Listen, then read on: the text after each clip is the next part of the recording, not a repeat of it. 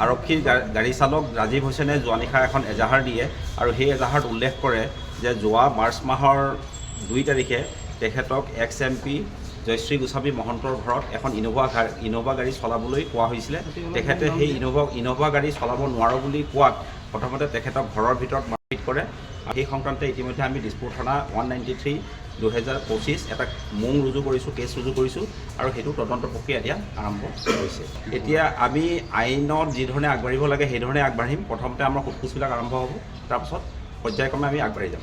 আৰক্ষীৰ গাড়ী চালক ৰাজীৱ হুছেইনে যোৱা নিশা এখন এজাহাৰ দিয়ে আৰু সেই এজাহাৰত উল্লেখ কৰে যে যোৱা মাৰ্চ মাহৰ 2 তাৰিখে তেখেতক এক্স MP জয়শ্ৰী গোস্বামী মহন্তৰ ঘৰত এখন ইনোভা গাড়ী চলাবলৈ কোৱা হৈছিলে। তেখেতে সেই ইনোভা গাড়ী চলাব নোৱাৰো বুলি কোৱাত প্ৰথমতে তেখেতক ঘৰৰ ভিতৰত মাৰপিট কৰে।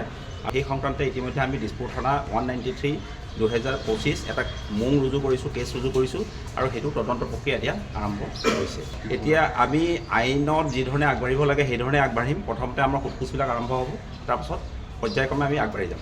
আৰক্ষীৰ গাড়ী চালক ৰাজীৱ হুছেইনে যোৱা নিশা এখন এজাহাৰ দিয়ে আৰু সেই এজাহাৰত উল্লেখ কৰে যে যোৱা মাৰ্চ মাহৰ 2 তাৰিখে তেখেতক এক্স MP জয়শ্ৰী গোস্বামী মহন্তৰ ঘৰত এখন ইনোভা গাড়ী চলাবলৈ কোৱা হৈছিলে।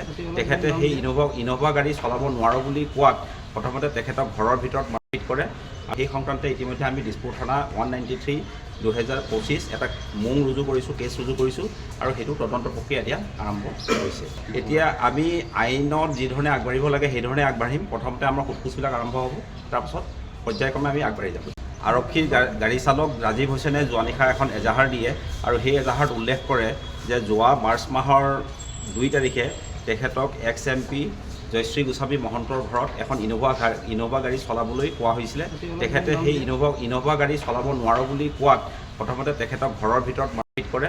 সেই সংক্ৰান্তে ইতিমধ্যে আমি দিছপুৰ থানা 193/2025 এটা মোং ৰুজু কৰিছোঁ, কেছ ৰুজু কৰিছোঁ আৰু সেইটো তদন্ত প্ৰক্ৰিয়া এতিয়া আৰম্ভ হৈছে।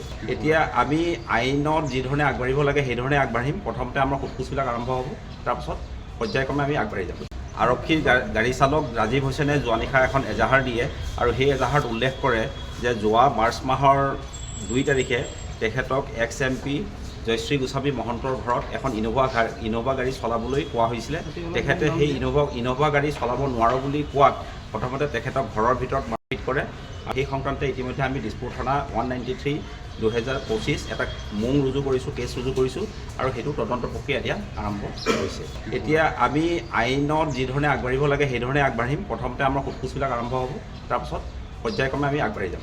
আৰক্ষীৰ গাড়ী চালক ৰাজীৱ হুছেইনে যোৱা নিশা এখন এজাহাৰ দিয়ে আৰু সেই এজাহাৰত উল্লেখ কৰে যে যোৱা মাৰ্চ মাহৰ 2 তাৰিখে তেখেতক এক্স MP জয়শ্ৰী গোস্বামী মহন্তৰ ঘৰত এখন ইনোভা গাড়ী চলাবলৈ কোৱা হৈছিলে। তেখেতে সেই ইনোভা গাড়ী চলাব নোৱাৰো বুলি কোৱাত প্ৰথমতে তেখেতক ঘৰৰ ভিতৰত মাৰপিট কৰে। সেই সংক্ৰান্তে ইতিমধ্যে আমি দিছপুৰ থানা 193/2025 এটা মোং ৰুজু কৰিছোঁ, কেছ ৰুজু কৰিছোঁ আৰু সেইটো তদন্ত প্ৰক্ৰিয়া এতিয়া আৰম্ভ হৈছে। এতিয়া আমি আইনত যি ধৰণে আগবাঢ়িব লাগে সেই ধৰণে আগবাঢ়িম। প্ৰথমতে আমাৰ সোধপোছবিলাক আৰম্ভ হ'ব, তাৰপিছত পৰ্যায়ক্ৰমে আমি আগবাঢ়ি যাম।